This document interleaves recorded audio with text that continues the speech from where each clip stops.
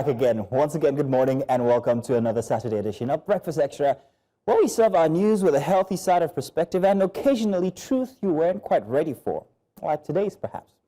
Now today we begin with a historic lesson because some stories are best understood when you know what fermented them, right? So let's start in the Democratic Republic of Congo, a country so rich it has diamonds in the dirt and poverty in the people. See, in the 1960s, the Congo was finding its feet after independence until America showed up.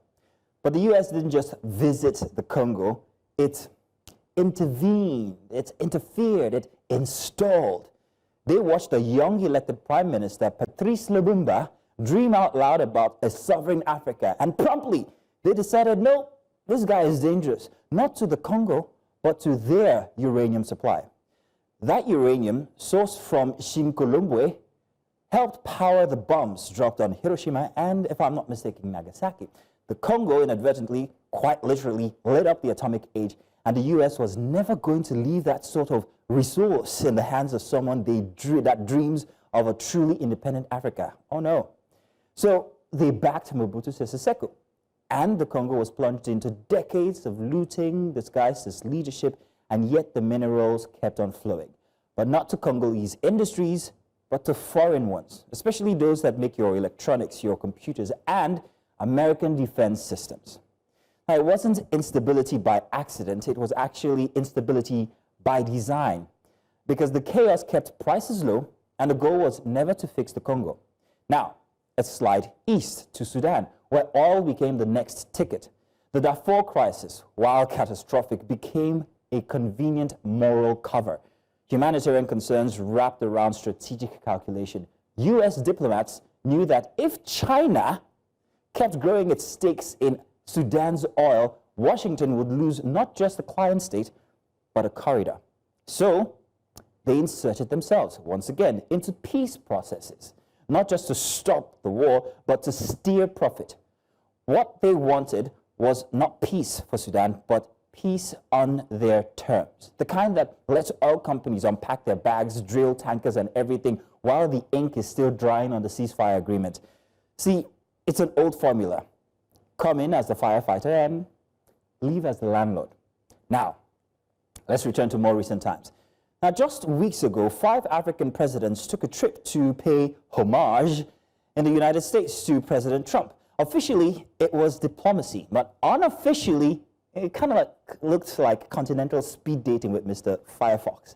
They came with offers, oil blocks, military cooperation, data sharing, even mining partnerships. Again, they brought business card. And Trump, well, he brought the cameras. And while the headlines read historic engagement, what really happened was Africa presenting itself once again as a willing subcontractor to its own resources. It was short of saying they offered their rare ends while hoping, oh no, don't worry, it's only going to hurt just this one time. But not Nigeria, thank goodness, because Nigeria was not in that room. In fact, Nigeria did the unthinkable. When previously asked by the U.S. to accept deported Venezuelan nationals, Nigeria declined, politely, firmly, but clearly. And that, my dear brothers and sisters, is when the music stopped. Because only weeks later, the U.S. issued a broad travel advisory against Nigeria, warning its citizens to reconsider travel due to, amongst other things, poor health care and insecurity. Now, I don't know about you, but this sounds like a sort of warning that quietly whispers to investors, don't go there, don't touch it, it's not safe, it's too risky. Now let's pause. Has Nigeria's healthcare system suddenly collapsed in the last 2 weeks? No. Have kidnappings only just begun? Far from it. We kind of have been living with that for years now. So what exactly changed? Well, what changed was posture. Nigeria said no. And in the delicate language of global diplomacy, saying no to the U.S. without flattery is often mistaken for aggression, especially if, you're African. Now, if you're not asking for aid in the same breath, that even makes it more so. Like those 5 other African countries who blindly seem to have forgotten how the Democratic Republic of Congo got to where it is currently. Because here's what we have learned. American diplomacy is not always about friendship. It's about compliance. You can do whatever you want so long as it aligns with their needs. So when a country like Nigeria refuses to play ball, a message has to be sent. And travel advisories may look like safety memos, but they are often pressure tools. What it does is, in effect, it affects your perception. And perception affects capital. Suddenly, your country sounds like a war zone to anyone who's sitting in New York, Brussels, or Dubai. The risk premium goes up, the deals stall, the phones, they stop ringing. No, this isn't just a safety notice. It sounds suspicious, like diplomatic retaliation. But Nigeria's decision is not just about Nigeria, because it's symbolic. If the continent's largest economy begins to fold under pressure, and the rest of Africa is gone, it capitulates. Nigeria's position, therefore, sends a message that the only African diplomacy that works is standing your ground with your backside covered. Because once you say yes to the first thing, the next 10 things are easier to approve. One deportee today, one military base tomorrow, one advisory today, one trade embargo next. And you have to say yes, because if you don't, they'll make you less attractive to your investors. So here we are, on the edge of a quiet war, not with bombs, but with leverage, with advisories, not invasions, with headlines, not handcuffs. And if we, as Nigeria, lose the plot now, Africa loses its protagonist. It means actor don't die. So, let's be clear. This is not paranoia. It's pattern recognition. And before we rush to appease, we must ask, what exactly is the cost of being liked by America? Food for thought. Ladies and gentlemen, welcome to Breakfast Extra. I'm not alone, of course. As always, every single morning, it's my partner in prime time, Judith TV. Judith, how you doing? Good morning. I'm doing well. Good morning to you, Mzino. Good morning. Now, what did you think about the travel advisory from over the week? It's nothing new. It's always happened. Like, it's recycled at this point. It's just my own is that how do they even see Nigeria? I don't know. In spite of all the efforts we're putting at the battlefront, it's very interesting how the U.S. sees us. But your theory makes a good case, one would say. It does make a good case. Yes, indeed. Tell you what, I'm going to come over, we'll do the dailies, and maybe we'll talk more about this. Welcome once again, one and all, to Breakfast Extra.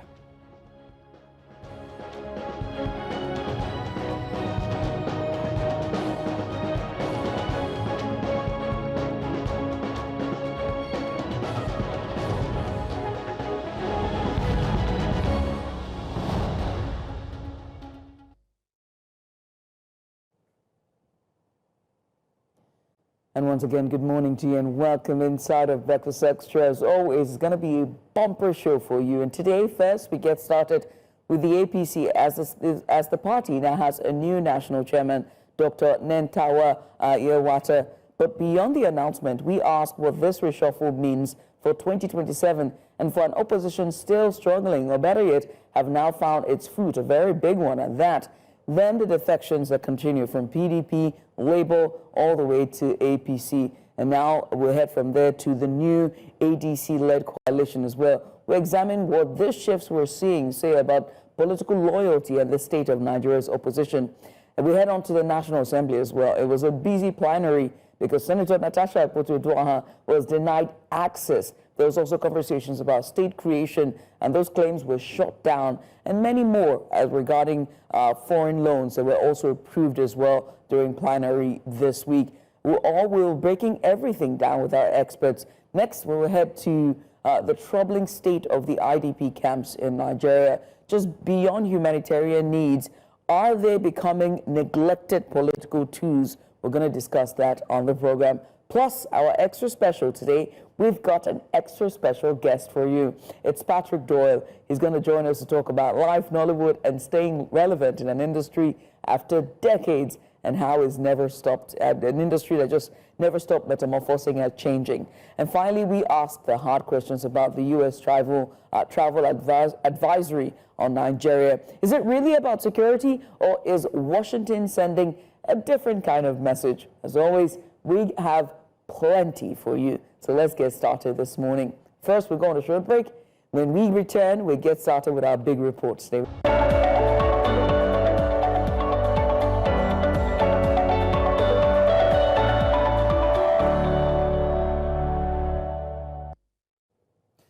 And you're welcome, Breakfast Extra here for a Saturday edition. Let's begin. Now, the All Progressives Congress APC has officially unveiled a new national chairman following its National Executive Committee, NEC, meeting. The ruling party has appointed Dr. Nentawe Yilwatda, former governorship candidate in Plateau State and ex-humanitarian affairs minister, to steer the affairs of the party as it faces mounting pressures, internal reorganization, and also a rapidly evolving opposition landscape. His emergence comes at a pivotal time as the APC tries to consolidate its grip on power amidst growing discontent, a shifting coalition base, and murmurs of rebellion from within. The decision, while expected by some insiders, signals a strategic recalibration, especially as the party eyes the 2027 elections with a need for fresh legitimacy and firmer control at the center. Now, let's bring you a new central package highlighting the background and major takeaways from Thursday's NEC meeting.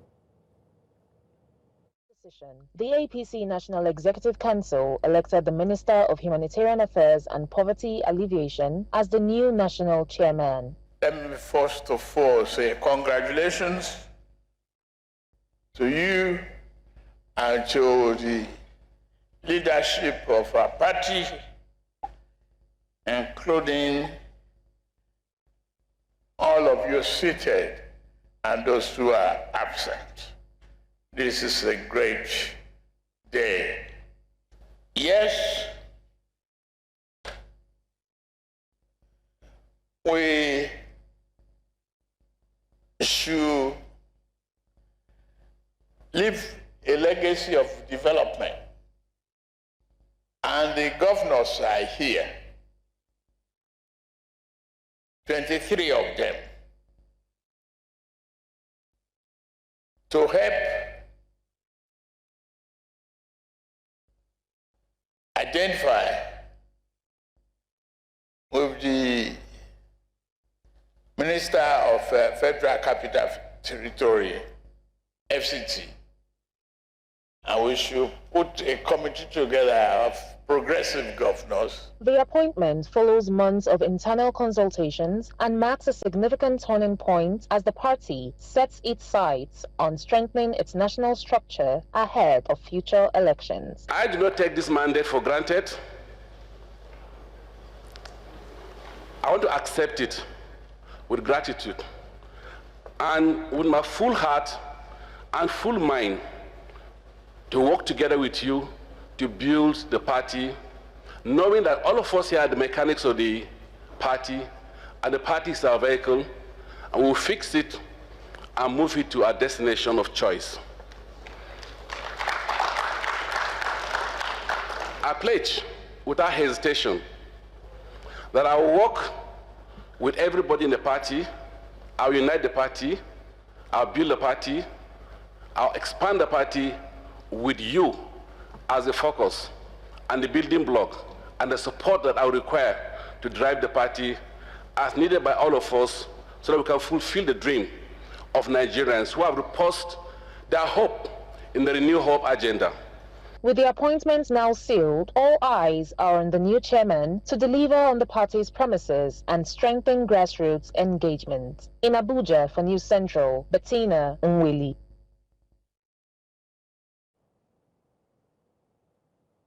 And thanks to Bettina Nweli for that report. Now, to discuss the emergence of Dr. Nentawe Yilwatda as the APC's new national chairman, there's a lot of questions at the fore. One of them is, what does this development mean for Nigeria's fragmented opposition? And also, what does this mean for the future of APC as well? Well, to break it all down, I'm joined today by Felix Morka. He's the National Publicity Secretary of the APC. Mr. Felix Morka is a commander of the Nigeria CON. Sir, welcome to the program, sir. Thank you very much. A lot is at stake here and a lot to discuss and break it down. But to get started, a former governorship candidate for Plateau State, and then a sitting minister as well for the Humanitarian Affairs, and now national chairman. But there's a lot at the fore when we look at the APC and the changing tides for the opposition. So the big question is, why Dr. Yilwatda? I think the question is, why not Dr. Yilwatda? Professor Yilwatda is someone who is very calm and humble, very erudite, yet unassuming. He's also a very serious pragmatist who believes in, fashioning solutions to problems. He's, a technical person, which is, he's an electrical engineer, but, more importantly, he's, I think, recognized the need to marshal really effective solutions to, existing problems, even perennial problems, in his own professional, line. He's someone who is, I think, used the digital technology to transform, the way things are done. So I'm saying that just to give you an idea of the kind of person that he is. He's someone who comes to a problem and who concerns himself with, figuring out how to solve them, irrespective of, what, failures or successes were recorded prior. Right. So we are very excited, at his emergence as our national chairman, at this time especially in the history of our country.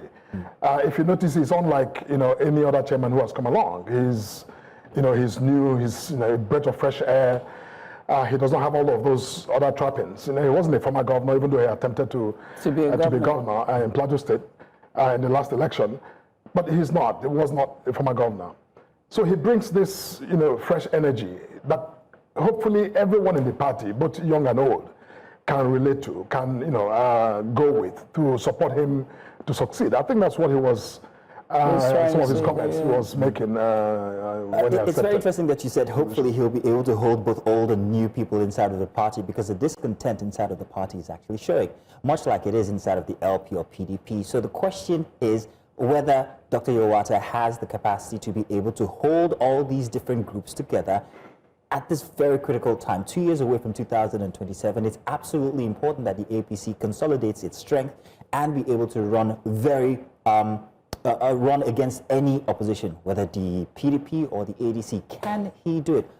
Is there a pedigree that shows that he is capable? Look, Nentawe is, well, now that he's national chairman, maybe people will pay more attention to figure out, who this man really is. He's someone who comes with, quite a diverse, toolkit to this job. So yes, the answer is yes, that Professor Nentawe is more than capable of bringing the party together. And by the way, we don't have a lot of the, tensions that you suggest. Yes. I know you're going to refer to some who left. Okay. Look, a political party is a voluntary institution. Nobody was born to be a member of a party. People decide for themselves to subscribe to the tenets and the values and the ideals and the principles of a party. So they come voluntarily and they leave voluntarily. So when people leave, that is really, which is why if you notice, we don't speak too much of those. Yes, we celebrate those who join us, but we don't diss those that's the point, sir. That's the who point, are sir. left behind. It's a very critical moment, because the APC has opened its doors to almost everybody and still welcomes everybody else. These people are coming with their ideals from their parties, their grievances as well. It's still very confusing when you see members from outside of the party as very frontline seaters at the table when it comes to the APC. So there's a lot going on in the APC that needs sitting together. I don't think I get the distinction you're drawing. Okay. Now, for one, all of these people you talk about, whether they were original members of APC or whether they have joined, they're Nigerians. And they're individuals who are political. So what is the distinction? I mean, say, look, I know that we often speak about ideological, clarity, but maybe we're not there yet as, a people, as, I mean, a democracy has yet to attain that level of ideological, specificity. Maybe not. But in terms of the individuals who come and go, they are Nigerians. So when they leave one party to come, we don't see them, we on the, APC side, don't see them as, strangers who are joining us. We see them as, Nigerians who are seeking a better, more, effective platform to engage and to, play their politics and to serve the country. That's the way we see it. So, we don't see it from that, divisive prism that you are suggesting. And in any event, I think the point you're making overall is that the party is growing. I think that's what I take away from the question, which is that the party is growing. And the question I think you're probably asking is, how do we plan to manage that this growth? Because with different people comes different expectations. We can have that conversation, but it's not about the difference. Now that we're settled, yes, it is difficult to manage any body of people. Even nuclear families sometimes are difficult to manage. But I think that's where APC has demonstrated its capacity and its resolve to grow by what you witnessed at our NEC meeting. This is not the first transition we're having. We've had transitions, of our national chairman who have, resigned, and we had to make replacements. But we did it seamlessly. We did it. You didn't have, all of the things which some of our, the opposition parties have modeled of this intractable controversies around anything, whether it's the PDP's national secretary that is still unsettled till today, or Labour Party that has clearly no system in the middle of leadership. We have transited seamlessly, like we did. Our national chairman resigned. We called for a NEC meeting within 3 weeks, and we delivered a new national chairman. So we're not perfect. Nobody's suggesting that. We have our own issues. But my point to Nigerians is that we are trying to grapple with those challenges and to overcome them and to set the standard for others to follow. I have to ask you, in the last 2 years, 4 years, there have been 4 chairmen of the party thereabout, or forgive me if I'm wrong, but what we understand is that there have been chairmen that have, until this final, which we now have Yilwatda here now, and as Mazino rightfully put, the APC is growing and is bursting at the seams with new territories being added to the party. But more importantly is critics who have pointed out that, one of them is ADC, where they have pointed out that Yilwatda is handpicked by the president. Critics have argued that it's been handpicked by President Tinubu, or better yet, is a favor of President Tinubu. What would you say to that? And also, very recently, the ADC have put out a statement saying that they are happy, they congratulate the new chairman, but also they sort of lean towards saying that they hope that they will be fair, the party will be fair going into 2027 and not meddle with the electoral body. Now, every institution undergoes, leadership transition. I think succession, how you manage succession is really the issue. It's not about, people who come and who decide to leave. But I think that's the point I made earlier, that we're doing our best to manage that leadership succession very carefully and successfully. Now, regarding what this means for the party, we're very clear that 2027 is still some miles away. The president today is concerned with decision making, we're concerned with governing this country, and that's what he's doing. But at the same time, we're in a partisan democracy where party politics must go on simultaneously with governance. So the ADC, the opposition parties have their own issues to worry about, and usually we say to them, listen, focus a little bit more on building your own internal democratic systems so that you can offer Nigerians your own thinking. Your thinking cannot be, your screams and shouts about the APC. You cannot, hope to win the election in 2027 or beyond by simply telling Nigerians what you think the APC, is doing or is not doing. You should be able to, as a political party, to, design and present to Nigerians your alternative, thinking, whether it's in the area of policy or in the area of, programming. Provide that to Nigerians. Let them make their own choice about, between what you're offering and what the APC has offered or is offering. But this idea that, because you're in the position, you take the liberty to lampoon the party and the government and think that that is sufficient to endear yourselves. But isn't that what opposition? Isn't that what opposition is? Isn't it? You know, where you can voice your dissent and just say it as is, or better yet, say what you think it is. You know, for the case of the appointment or the vote of this recent chairman, which have now emerged from the NEC meeting, the opposition have said that he seemed to have been the favorite of the president the entire time. I was coming to that. That's not, you know, our decisions about who becomes national chairman is a result of protracted conversations and negotiations in the party. Yes, 3 weeks of non-stop, you know, 3 weeks of night and day conversations. You have no idea the level of energy and the time that is devoted to matters like this across the board. Those are not things that are, of course, you know, visible to, you know, the media or to people at home. But make no mistake, this chairman, like, you know, his predecessors, emerged out of a process of rigorous, you know, discussion and negotiation. Now, don't forget that there was an outstanding, you know, agitation by the North Central. Yes. Of, you know, about zoning. About zoning. So this chairman meets and checks all of those boxes. So in one fell swoop, we have solved, you know, that pending problem, that agitation by people in North Central, but also, you know, brought some freshness to that office. You know, the APC recognizes that Nigerians, that we're diverse people, whether by age or by, you know, sexual diversity, ethnic, religious diversity. This country is, you know, a complex system, yet a united entity. And I think this chairman who has come along is a younger person.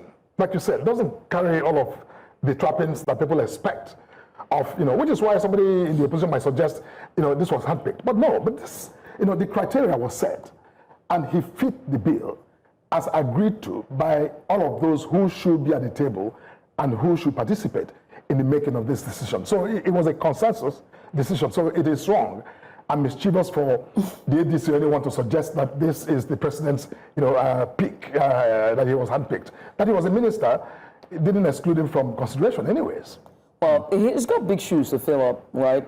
Whether I like it or not, Gandoja has done well, you know, I would say very well, if I were to score him in his part as a chairmanship. He's done as well during the by-elections or when it comes to the off-cycle elections with the governorship elections. We've seen the wins that have happened, and also the mass defections that have also happened under his chairmanship. With those shoes that he's going to fill up, what is the expectations from him heading into 2027? Well, I think, as Prof himself said, our new chairman said, he is fully aware of the challenges of the moment and the responsibilities, you know, of the day. He's also very aware of, you know, the call of the future, which is, you know, in the immediate future, the 2027 election. And there's no one better qualified to do this, because this young man understands, he knows, he's been around the party, even though his history of partisan politics is not as deep as, you know, his, you know, immediate, you know, predecessor. But Prof is an academic, he's a reader, he's a thinker, and, you know, he's a pragmatist, as I said. So I think that 2027, Nigerians really need to watch out for this man and how he will guide the party. And don't forget, the party, you know, has an array of, you know, highly experienced, some of the most experienced politicians. We have the president, for example, who is incontrovertibly one of Nigeria's, you know, greatest, you know, politicians. And we have, you know, others who are there to support him, to lend their wisdom, their thinking to him to work. So he's not alone. We are there as well. Don't forget that as chairman, he's the leader of the National Working Committee of the party that is also populated with very competent and experienced, you know, political thinkers and doers. So, you know, he's not alone. So he has, you know, high quality advisory available to him at the snap of the finger. And he's someone who is, because of his nature and his, you know, humility, who will consult extensively in managing the party going forward. Sir, about these high-quality advisors, let's not forget that most of these advisors, or at least some of them, have also redeployed to other parties, like the ADC especially, which has been referred to as a party for ex-APC members. So they're taking their coalition of confusion, right? Oh, that's what and this is what I would like you to speak to. I would like you to speak to what the APC actually regards these parties as specifically. Let's talk about the PDP, who have come out to tell that the ADC is no opposition to them and that they are fair enough. They would compete fairly when it comes to 2027. The APC has also told that the ADC doesn't worry them. But then again, when you look inside of the structure of the ADC, with David Mark in there, Atiku Abubakar, Peter Obi, these are strong men. Profile. So how exactly does the APC, if you want to impute what you just said again into your submission, how exactly does the APC view the opposition now? Are they capable? Well, devil's advocate, I'm asking that question, and I know what your answer would be. But then I want you to say it in specific words. Not that I'm agreeing with you, but I just need your word on it. Just a tacit agreement. I can understand. I disagree. You can't totally agree. You can't totally agree sitting there. But I understand. Look, the point is, we do not take competition for granted. We don't. Which is why we work hard. Now, if you notice at the next meeting, the president highlighted 3 issues and charged the chairman to push forward. He says, look, go build the party a befitting national secretariat, an all-inclusive one-stop shop secretariat, so that we can modernize the secretariat and be able to run the party in a modern way as a 21st century institution. That's one. He says, look, the Progressive Institute that we have created, go wrong with it, make it happen. What is the institute? It's an institute designed to enable the party and its members to find that space where we can go think, learn, and share ideas, comparative knowledge about how a modern political party ought to operate, and to help deepen and sharpen our ideological. What is a modern political party? A modern political party is a party that is in tune with the realities of today. Now, some of the parties in this country, ADC is really a party. They call themselves a coalition, not a party. And it's a coalition that has yet to, coalesce. Yes, you have individuals who have, come into that system, but it's not a party. It's not, where in my local government there's no ADC anywhere in the unit, in the ward, in the LGA, in the state. Maybe they're going to work to build it, but as of today, it is not a party in that sense. We're bringing structure conversation into this again. We are, and it's important because a party is about structure. People in the village, anywhere in this country, should be able to plug in. Where there's no system to plug in, then that party doesn't really exist. Yes, the party exists in the air, in the airwaves. The ADC exists, but the fact that some individuals who have name recognition are there does not make it a party. And for us in the APC, we're not concerned. We're not concerned about what they're doing. We're concerned about competition, democratic competition, ahead of the election and at the election. But we're not concerned about that entity called the ADC today, because we're too busy, quite frankly, building our party and getting ready. And what about for the PDP? Future. The PDP is there, but the PDP is, an ancient party that is really struggling to, keep its head above water. ADC is a coalition, PDP is ancient, and the Labour Party is what? The Labour Party, the Labour Party is laboring to, I wish we could continue. We're pretty much out of time. We overshoot the time. I must say thank you so much for gracing us with your presence and just honoring our invitation to come into the studio and have this discussion. It was quite insightful. We look to see what Dr. Yilwatda would do for the APC, and also as we gear up towards 2027, there's a lot that's on the table. And so we will love to have you back here in the studio. Thank you so much, sir. Thank you, sir. Thank you, sir. I'll get my handshake later. Not a tacit agreement, but Mr. Felix Walker, he is the commander of Nigeria and also the public secretary for the APC. Let's go on a short break. When we come back, we're going to be discussing opposition, this time at the National Assembly, as we see more mass defections on the floor of the Green and the Red Chamber. After the break, stay with us.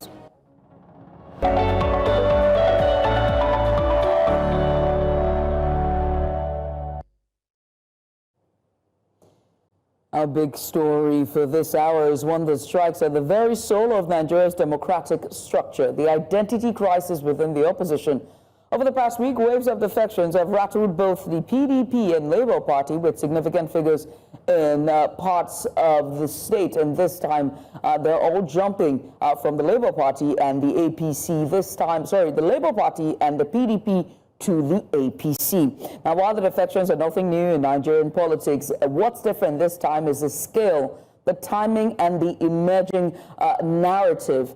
And this time, all these parties, we're seeing these defections mostly at the green and the red chamber. We saw about 7 of them in the National Assembly, and about 5 of them as well in the House of Representatives. Now, with 2 more defections, if 2 more defections happens during next plenary, what's going to happen is that the APC will have 2/3 of the House, and that means a lot for opposition and what it means for the future of dissent and opposition, both in the green and the red chamber. As you know.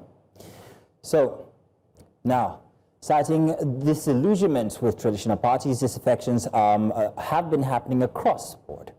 Nigeria's opposition seems already fractured by ego, electoral loss, and also internal sabotage, and it's now bleeding into newer coalitions, signaling a power vacuum. Now, is this the start of genuine reform, we ask, or just another musical chair of ambition? Well, to help us make sense of this, we're going to be joined by, well, very interesting gentlemen here. As we wait for Dr. Sam Amadi, director of the Abuja School of Social and Political Thoughts, we are joined right now by Oladimeji Fabiyi, a key figure in the PDP's last presidential campaign. Thank you very much for joining us, sir, bright and early. Always a pleasure to have you here on Breakfast Extra.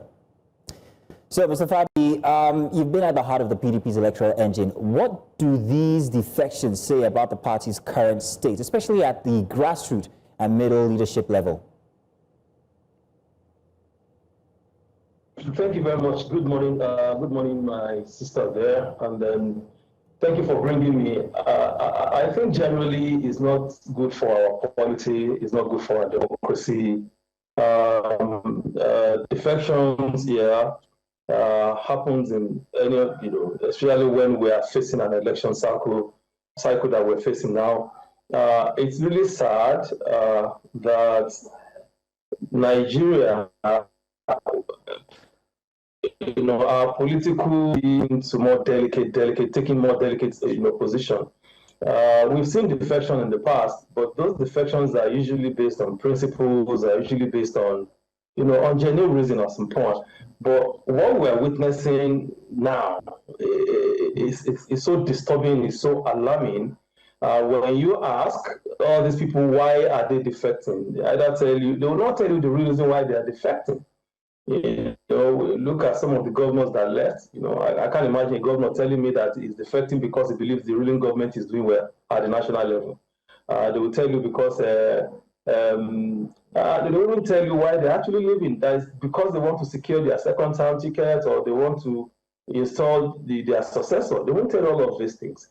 Look at all this. The most worrisome one is what just happened in what is going on in the National Assembly, where, just like you said in your intro, you see some of these National Assembly members moving without principle, and unfortunately our laws is not provided adequately for the movement of those in the executive. And the one that is even clear with the legislature is they don't bother, because as long as it's coming, you are coming to APC, you are cleared. Nobody looks at the law anymore. And so all these things are not good for our democracy. They are not good for our politics. It's really sad that you see someone who is in government moving quickly to the other party because he just wants to secure a return ticket. And those that are not in position of power, they move because of their stomach infrastructure. Only few are moving because of genuine reasons. And then you can see, I'm just disturbed about all this defect, all this situation. We can't afford a one-party state in this country.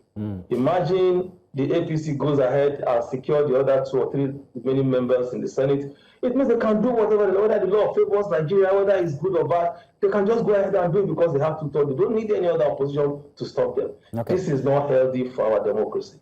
Now, Mr. Fabiyi, I'm so happy that in your submission there that you mentioned the grassroots.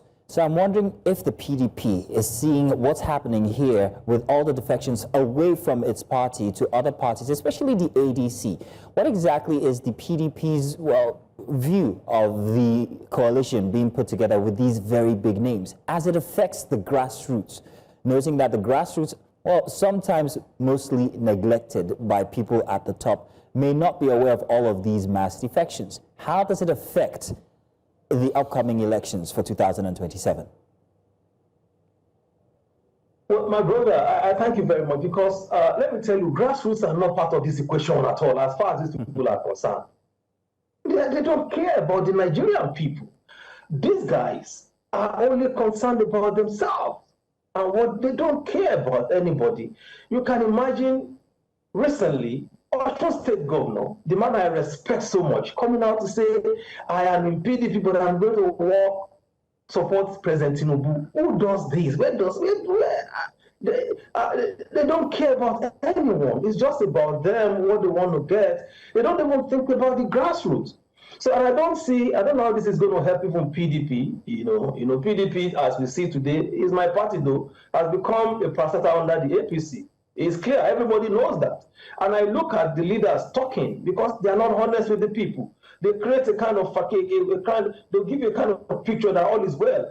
It's not well at all. So, and that's why you see people in the grassroots don't take party like the PDP seriously anymore. They are moving in droves while the APC is chasing the elites. ADC is getting the grassroots, that will make things happen. So PDP members are not happy at the lower level, and that's why you see them moving in droves. Forget all these things they are telling you. People are moving, and because Nigerians are now realize that this thing is actually, at the end of the day, not about them. It's about these people. So this is a big challenge, and I hope Nigerians can rise and fight for themselves, because these people are not fighting for them in any way. They're only fighting for themselves. Particularly those ones that are in government, those ones that are in position. Unfortunately, I think we might have lost Mr. Fabi there. Yes, I'm hoping that we can be rejoined by him. And also, as we still are expecting Dr. Sam Amadi. But it's a very interesting dynamic when you push in the grassroots, like I just asked. Because like he said, Mr. Fabi, it would seem the optics we're seeing is self-preservation. These people are moving parties only because, I have to, this is my career. So it's career politics, let's put it that way. Political jobbers. So how much regard or consideration is being given to people at the grassroots, of course, of whom governance is supposed to be about in the first place? Right. If Mr. Fabi, if he's back, are you back with us there, Mr. Fabi? There he is. We were just talking about, you just talked about grassroots, right? But let's get on the state level. There are still some strongholds that the PDP still has. But one name that has come back into media and is now making the rounds is Governor Adeleke with Osun State.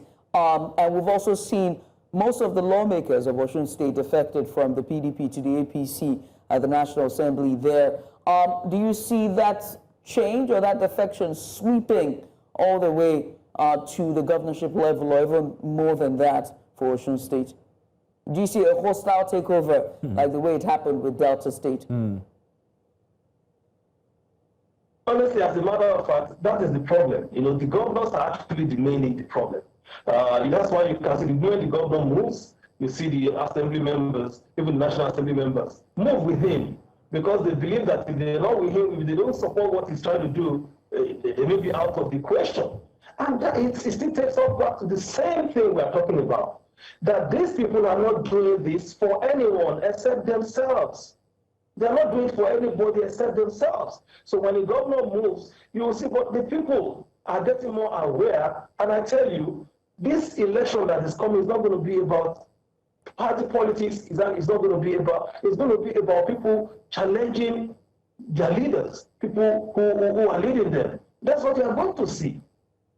That's what you're going to see. So I'm surprised. For the governor, because let people move. Let them move to APC so that they won't say they are in PDP and they are doing it. That's what Wike is doing. That's the politics of Wike. And then these two are still the line. It's quite unfortunate. It's quite unfortunate that we have lost our democratic value in this country, that we have lost every sense of responsibility that says that could have helped us help the people as leaders. It's sad. It's really sad. It's sad indeed, So but something must be done. Is there, I mean, something must be done. You have worked at the election or the campaigning level with the PDP. As we head towards 2027, the APC is already at this time garnering from what indicates to be campaigning already. They have had their mass defections that's still happening. They are doing all they can to continue to build that structure at the grassroots level. I mean, what can the PDP do at this time to turn the tides in their favor? There's nothing PDP can do because PDP is already structured to work for APC. PDP is not working for Nigeria. It's not even working for its member. They are working for APC.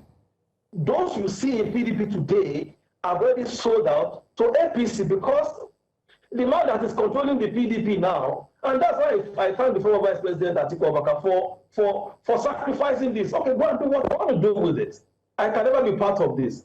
And I appreciate those, and that's why I appreciate those people that have gone to form a coalition that, no, we can't, all of us cannot sleep and lay our heads in the same place. We can't do this. So the PDP as it were today, the party that PDP as it were today, is an appendage of the APC. Whatever they do there is just a facade. They are already sold out because Wike is controlling the party. He has the Damagun, he has everybody, all those elders that you saw talking, they are all in the pocket of Wike. They are not working for the people. They are not even working for their members.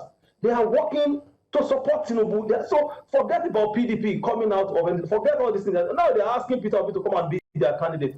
They are looking for candidate to come and chop. They are chopping for candidate to come and be their presidential candidate. The question is this. Wicked as is controlling the party and all these people are working for Tinubu. So even if the candidate comes, who are they going to vote for? Who are they going to work for? So even if Seyi Makinde becomes the presidential candidate of the PDP, who are the wicked people going to support for? Will they support him? Because they have made it abundantly clear that they are supporting Tinubu. So PDP is a joke as it is. PDP is in a mess, and there are few genuine ones that are still there, but they don't have the power. They don't have the say. They don't have the way. The people that control it are people that have already had their agenda and they are playing it out. So I just want to urge Nigerians that there's an alternative now. And you consider looking at those alternatives. Forget those who are there. They have been bold to take a decision to say this is where we'll go. Let's do it this way. We cannot support all of this because Nigeria is drifting into one-party state. We cannot afford it. We are going to get into civilian dictatorship. And this is not going to happen. It's not going to augur well for the country. So that's why I said most of these things are for self, not for the people. Noting that you have said that, Mr. Fabi, what reorientation needs to happen for Nigerian opposition to be aware of the role that they play? Taking a sample from what it's like in an ideal situation in the USA. Democrats versus Republican, even when they're not in power, they know what role they play. They know that opposition is a very, very important factor when it comes to politics, when it comes to the dynamics of governance. But in Nigeria, it seems, like you have noted, self-preservation takes the fall. Now, if we keep going like this, if this persists, what are we looking at? You've mentioned one party state, but how dire is the Nigerian situation when it comes to its lack, seemingly, of opposition? Thank you very much. I think there's need for, I've always said this in many places I had the opportunity of speaking at, there must be a minimum standard, there must be a minimum code, that whether you are in PDP, whether you're in opposition or you are in the ruling government, there must be a minimum code, a minimum standard that you can never operate below. And because that is lacking, is really affecting us in this country, in terms, even at governance level, at party levels. And until we have serious leaders in government who will look at all of these things and say, no, we shouldn't do it this way. There must be a minimum standard. There must be a code which must not run under. And we are lacking in that, just like you said. In America, Republican, Democrats, they know that you can never cross this line. But that is lacking here, and it's deliberate from our leaders because they don't want you to be conscious of that. Now, and this is where the people comes in. All of these people that are causing this affection, that are causing this problem, they are infinitesimal to the number of the populace. And they've succeeded in such a way that they've weaponized poverty that people cannot even do, and people cannot even talk, people cannot even complain. Now everybody is owing you to your tent. Everybody just wants to survive. And the sense of patriotism is not there. So a lot needs to be done. Nigerians themselves must wake up to their responsibilities. These guys are meant to serve us. We must be able to come together and say, no. We said no to all of these shenanigans, because it is clear that they don't care about us. They don't care about anybody. They don't care about anyone. It's just them and them and them alone. So if we don't have that minimum standard, that line, that ceiling, that we cannot come below this, then we'll continue to run into this trouble. We'll continue to roll and go round the circle. All right, Mr. Fabi, I must say thank you so much for taking out the time to join us and sharing your insight at this time. Nigeria's political opposition is clearly at a critical crossroads, and only time will tell if they can toughen up and, and stand as opposition or, fall under, inaptness, only God knows. Well, thank you so much. We appreciate you for coming on. Let's go on a short break, shall we? Mazino's on standby to bring you the news. There more anyway. Stay with us.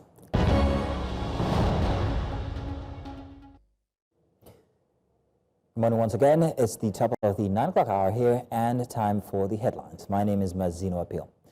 Our President Obaroh of Gambia has paid a condolence visit to the State House in Abuja following the passing away of Nigeria's former President Muhammadu Buhari. The Gambian president, who had also visited Katsina, spoke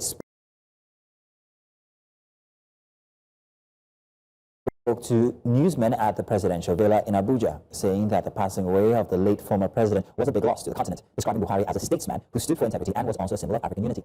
He said that Buhari was a father to many, promoted democracy, and supported the Gambia's political transition. I came to extend my condolences to him and to the family of the former President Muhammadu Buhari. As I just spoke to the president, I told him Buhari was our colleague. He was a friend and he was a brother.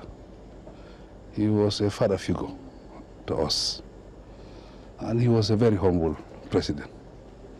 A great man, a great president, a great leader. And I think his humbleness, we should all emulate him. If we emulate him, I think that will make us to move a mountain, to move Africa to the next level. Me personally, he contributed for me coming to power. He contributed to make sure that the voice of the Gambian people is respected. He contributed to consolidate democracy in our country. Because of this reason, I cannot be ungrateful. My concern would not have allowed me to rest without coming here to share my respect with the President and the family of Mr. Buhari. We will remember him. He will not be forgotten because he has a legacy. His legacy was a good legacy. On that note, we seize the opportunity to extend the condolences on behalf of myself, my family, and the Gambian people for the passing of Mr. Buhari. In the meantime, the presidency has dismissed claims by the 2023 presidential candidate of the New Nigeria People's Party, Senator Rabiu Kwankwaso, that the North has been neglected under President Bola Tinubu's administration. The presidency also stated that several critical projects and programs are currently underway in the region. Kwankwaso, during a stakeholders dialogue on the 2025 constitutional amendment in Kano on Thursday, warned that national resources are increasingly tilted towards the southern region, resulting in deepening poverty and insecurity across the north. Reacting via a post on his X handle on Friday, the special advisor to the president on media and public communications, Sunday Diary, challenged Kwankwaso's assertions. And still talking politics, former Vice President Atiku Abubakar has taken a swipe at President Bola Tinubu and the ruling All Progressives Congress, APC, accusing them of meddling in the affairs of opposition parties. He warned that the president should instead tackle Nigeria's worsening economic and security problems. Paul Ibe, media aide to Atiku, spoke in a statement following Tinubu's latest stroll of the African Democratic Congress, the ADC, during the 14th APC National Executive Committee, NEC meeting. The statement alleges that President Tinubu was using government resources and institutions to destabilize opposition parties, describing his actions as a desperate attempt to push Nigeria toward a one-party state, according to the statement. Now, away from that, reactions have trailed an order by the Federal High Court sitting in Abuja to Inspector General of Police and the Lagos State Commissioner of Police to pay 10 million naira in damages to some NSAS protesters for the violation of their fundamental rights. Trial Judge Justice Musa Kakaki, in his judgment, held that the applicants, protesters, were unjustly harassed and their constitutional rights were infringed upon while participating in a fourth memorial rally held on October 20th, 2024. The applicants before the court include Hassan Soweto, Udiale Kingsley, Ilesami Kehinde, Osopale Adesere, Olamileka Sanusi, and Ms. Oshuba Blessing, among others. They were joined by groups such as the Education Rights Campaign, ERC, the Take It Back Movement, and Campaign for the Defense of Human Rights, CDHR. Now to security matters. Tragedy struck Plateau State on Thursday as gunmen launched two separate deadly attacks in Bokos local government area, leaving at least 14 villages and a mobile police officer dead. The first incident occurred around 4 p.m. as residents from the Chirang community were returning from Bokos Market to Mangor village. Eyewitnesses say the assailants ambushed a group, opening fire and killing several on the spot. Earlier in the day, a mobile police officer was shot and killed at his duty post while manning a checkpoint along Chika Road in the same local government area. And staying in Plateau State, the 27 people recently killed in Bindi Jebu village of Riyam local government area of Plateau State have been laid to rest in a mass burial. Amidst tears, pains, agony, and sorrow, family members, friends, and community members with government officials gathered to bid farewell to their loved ones 10 days after their attack. News Central's Chizoba Nyonwe, who was at the mass burial, reports that measures are being taken to ensure such an incident doesn't reoccur. In their pain and grief, locals of the community are calling for state policing as a way of safeguarding their territories against attackers. Outside Nigeria, Sudan's paramilitary rapid support forces have killed at least 30 civilians after a two-day attack on a village in the country's western region of Kordofan. According to the emergency lawyers group, 3 people were killed on Wednesday, followed by 27 more on Thursday, including women and children, saying the RCF action is considered a violation of international law. The war between the RCF and the regular army has intensified in recent years, with violence spreading to the nearby city of En Nahud, a key area once used by the army. And that's all the headlines this hour. Do stay tuned because we've still got plenty of conversation inside of Breakfast Extra. We'll be back.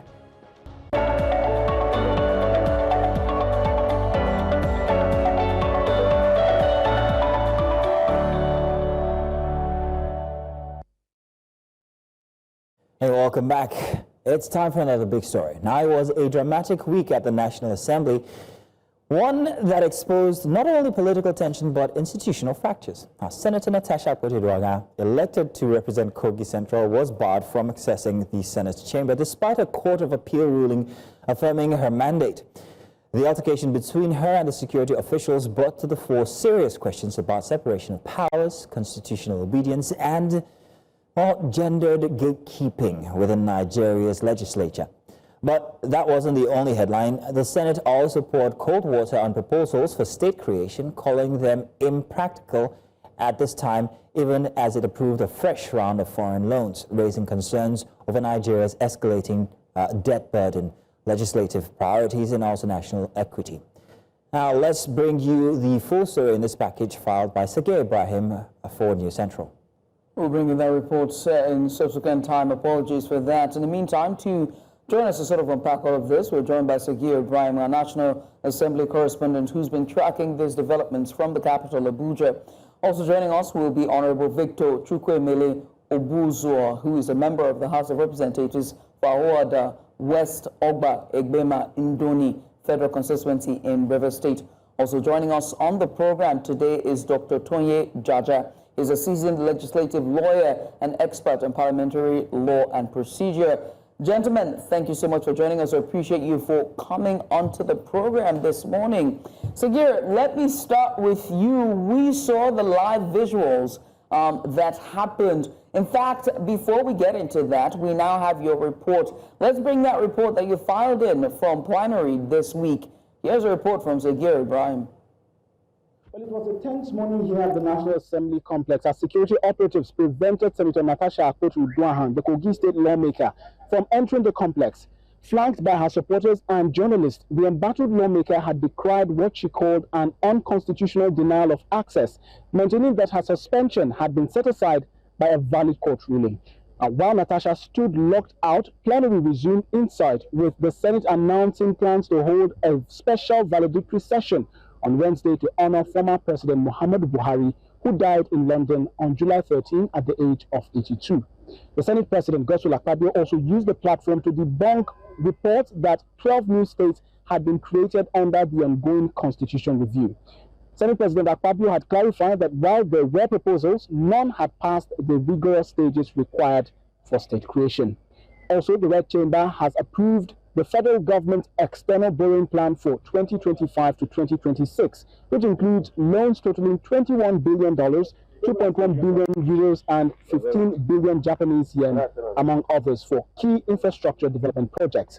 Additionally, lawmakers gave the green light for domestic bond issuance worth $757.9 billion to offset outstanding pension liabilities, among others. These are the details here from the National Assembly. More details coming to you in subsequent bulletins. Sagir there from plenary that happened this week. Sagir, you've reeled out all of the details that happened during plenary at the National Assembly. But I do have to ask, we saw the live visuals of Senator Natasha Akpotu-Uduaghan trying to, get access into the Assembly, but was denied that, flanked with, pressmen and her supporters as well. Do you know anything just besides what we saw on screen? What was the story behind the story of what happened on Tuesday?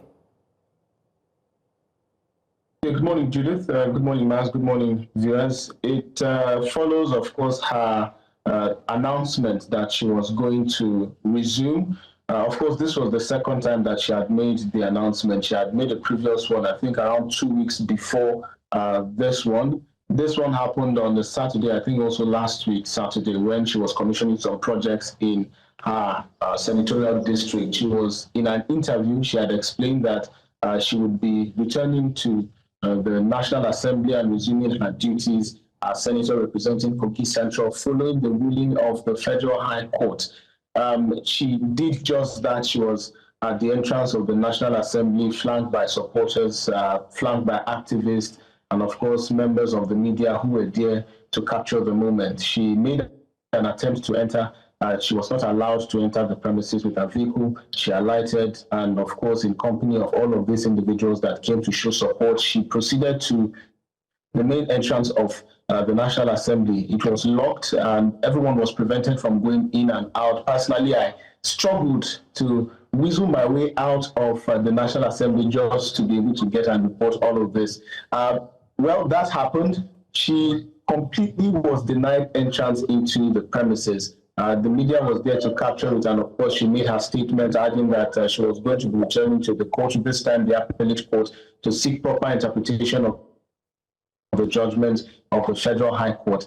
Just it is clear that it was a ruling of the Federal High Court that gave her the powers to return. Because the Senate's position on this matter is that the Federal High Court only provided an advisory rather than a ruling itself, because in its defense, the Federal High Court should not be able to give its directive with regards procedures that it had the independence to carry out sanction. And in this case, her matter, the Senate has deemed her guilty of misconduct and unruly behavior on the floor of plenary, and it reserves the right to do so in terms of disciplining her by virtue of the Senate rule book. So this is the reason why the Senate has, retained its stance that she remains suspended until all of the demands they had made, including the public apology to the chair and of course to Senate, is, done by her. So we see all of these dynamics continue. She, like I mentioned, has been denied access. She says she's going back to court. We are waiting to see what the pronouncement of the court is going to be when she files this. So that's where we are on that. Very interesting. Seems that Senator Natasha is spending more time in court than in the Senate. But let me come to Dr. Onyinye Jaja. Dr. Onyinye Jaja, you are an expert when it comes to legislation and also an expert on parliamentary law. Thank you very much. Dr. Jaja, how true is it that the Federal High Court's ruling, well, it's being referred to as obiter dictum at this point, that it wasn't really a ruling, it was just an indication or a suggestion. Is this true? Does the Federal High Court lack the jurisdiction to operate or to advise when it comes to Senate matters as is being put out? Is there a miscommunication somewhere regarding the ruling in court there? Dr. Jaja. Okay, yes, Section 318 of the Nigerian Constitution says whatever pronouncement is made in court is a decision of court. It's not an opinion. If you want the opinion of the Justice Nentawe Yilwatda, you should go and visit her in her bedroom. She will give you opinion. But when you go to court, you file papers in court, and the judge gives a judgment. That's a decision by the Constitution. So for you to cherry pick and say this part of the decision is not, no, Section 318 is clear about this in the Constitution. So interestingly, this week, Senator Bamidele described the Senate president as being autocratic. Autocratic means he does not abide by even the Senate rules when it comes to adjournments, when it comes to litigation. The quarrel began because Senate President ordered lawyers to file an appeal, a cross appeal, against the judgment of the 4th July. Now, the Senate rule says there's a procedure before you commit the Senate to legal litigation, order number 40 of the Senate Rules 2023. So what we are seeing playing out is, number one, the Constitution is the supreme law of Nigeria. It supersedes the Senate standing order. And Section 63 of the Constitution says no legislator should sit for less than 181 days. Now, the question is the Senate not obeying this? Why are you forcing Senator Natasha not to sit for this number of days? So, as a legislative lawyer, what I foresee would happen is, for the first time in Nigeria, we may have an off-season election for Kogi Central Senatorial District. Because Senator Natasha has not sat for the complete number of days, it could be that her election, she may have to do what we call carryover. So the election for Kogi Central may not hold at the same time with other elections for the Senate. That's what I foresee playing out, because she has not met the constitutional requirement. Now, I have to ask you, Doctor, right, because from what we see there on the screen, you can see Senator Natasha walking to the assembly along with her supporters and pressmen. Now, earlier our correspondent here, Sagir, told us that the cars were not allowed to come in, and so she had to park a car and then walk all the way to the assembly. Does the NAS, as the National Assembly security, have any legal grounds to bar a sitting senator after an appellate court ruling? I think we have to be clear on this. Well, there's a law called Legislative Houses, Powers and Privileges Act 2017. That law gives them the power. The Office of Sergeant at Arms is created by that law. Now, yes, the leadership of the Senate, through the Office of Sergeant at Arms, has the power to designate who to allow or refuse entry into the National Assembly premises. So yes, by law, they have that power.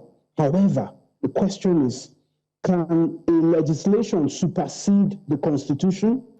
The Constitution is clear and backed by the judgment of 4th of July. This senator, the judgment says you must allow her sit for 181 days. So, and that's because Section 63 of the Constitution says this. So the Constitution is on a higher level than any other law. So based on that constitutional provision, it is, you are violating the Constitution by preventing Senator Natasha from completing her constitutional obligation, which is higher than the Legislative Powers Act 2017. We are also now joined by Honorable Victor Obuza. He's joined us to have this very interesting conversation. Now, Honorable Obuza, you're welcome. I would like us to talk about the borrowing spree Nigeria seems to be having currently. We're borrowing in yen, we're borrowing in euros, we're borrowing in dollars, and not just any kind, in the billions. So the Senate seems to be very proactive when it comes to this. I'm wondering exactly who's pushing for all of these approvals and why they're so quick at coming. Honorable Obuza. Good morning. Thank you for inviting me once again. So when we say who is pushing, from my perspective, my opinion, I believe the people are pushing. If you check our 2024 budget estimates, and then you check the inflow of revenue, you see how much deficits. We're looking at 54 trillion against the 28 trillion income, approximately. How do they fund the rest of the estimates, which, well, if properly funded, are intended to soften the cries of the grassroots, the common man today? You see that even you look at contractors that have been operating within the system, the civil service, who are meant to implement whatever kind of service contract and so on. Those that have done, met their obligations, they have not been able to be paid. So, in other words, the total revenue generated was not enough to fund the budget. Aside that, we are still looking at the structural development, the human development, and all that the country requires at this moment, industrialization. Where would they get the money from? I like it when we are very objective with the situations at hand, not because of the people who are, in quotes, in power and have the positions, whether either elective or appointed, to administer these monies when they come. Our problem in Nigeria, everyone knows, is to properly monitor, in fact, accountability, if I should use that word, which it's up to the peoples of Nigeria, the legislature, and everyone with the responsibility to carry out those functions to do more than their best, so that we can keep growing in terms of ensuring that these monies, when released, get exactly to where they are supposed to function, so to do what they are sent to do. I think this is where we should be looking at this from, because with all the statistics, fine, the government looked at it based on the economic numbers. I'm not a specialist in analysis, but at least if I look at what is presented, I can say, okay, we can take the chance. Nigeria, before Bola Ahmed Tinubu came into power, if you recall, without removing the subsidy, with our debt burden, 90%, over 90%. How would we have coped if we did not remove subsidy? People don't even look at it. Every money that comes in, you use it to settle your debts. But today, with this borrowing, we still stand at about 50%. And it's within international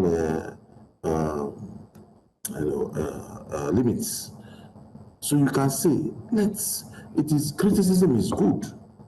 Criticism is good. But let's also be objective when criticizing, and also to give room for pragmatism. Let this play out. This is 2 years. We are having better stability. You can see that the numbers in terms of the exchange rate is even still coming down and down. And it will continue to go down if we are doing the right thing.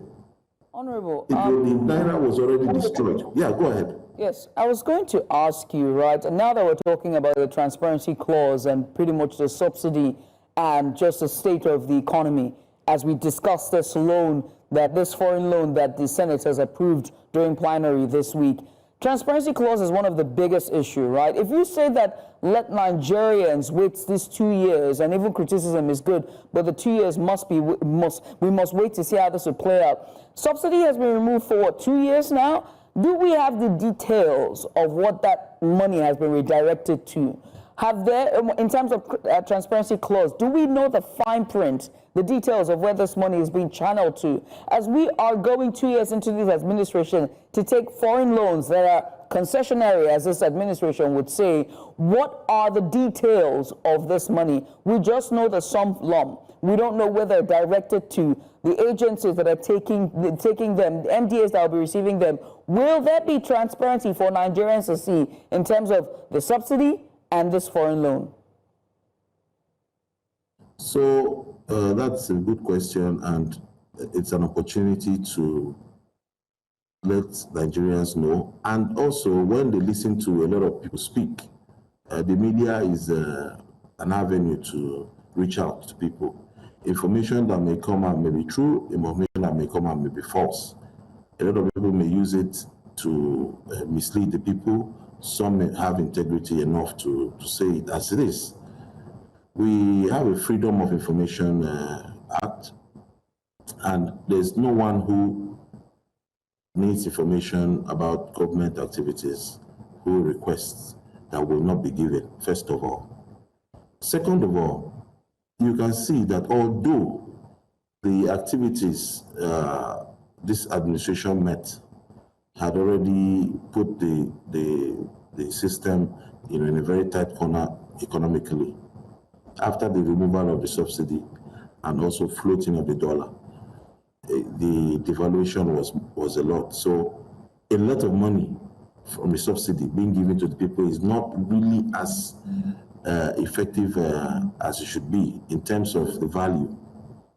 But if you check the numbers that come in when they do the FAC and they distribute the sharing of the funds to all the states, you can see that in terms of numbers, the states are having 10 times over what they were having before. They are having, if I'm not exaggerating, they're having a lot of money to their coffers, all 36 states. And then the federal government disbursements are there with the ministries in terms of the federal budgets. It's our duty to follow, it's our duty to criticize, it's our duty to ask if projects were done. And the National Assembly carries out a lot of oversights, but the citizens also, they have the right to also request whatever information and also make public if they are refused that information. So we should start from the sub-nationals. You can ask the state governments, what are you doing with your funds? These are a lot of money. A lot of them, if you check, they have settled majority of their debts based on this excess extra monies that came out from the subsidy removal. They are also stabilizing. Honorable which Buza. the system needs to do. Honorable Abuzo, Go ahead. apparently, yes, so we get that the transparency is a shared responsibility. Unfortunately, we'll have to end the conversation here because we have run out of time for this session. I want to say thank you very much, Honorable Victor Abuzo, and also thank you very much, Dr. Jaja, and our correspondent, Sagir Ibrahim. Sagir, by the way, now that the Senate is on recess, does that mean you're jobless? Rhetorical. Answer. At least until September. I mean, I'm still here. It doesn't mean that I'm jobless. Like the Senate President mentioned, that plenary being on recess is not an excuse for lawmakers to go on holiday. As a matter of fact, there's still going to be committee meetings. There's a lot of work to be done. So yes, you'll be seeing more reports. I'll be coming more, on air. And of course, Mazino, like I mentioned, we'll finally put this to rest. You asked the question of what this week is going to look like. You now have your answer. Yes, indeed. All right. And it makes you wonder where Senator Natasha Akpoti-Addoaha's suspension lies in all of this when the Senate has gone on recess to resume September 5th. Only time will tell. Gentlemen, thank you so much. We appreciate you for coming on. Let's go on a short break, shall we? When we return, there's still so much more right here. Stay with us.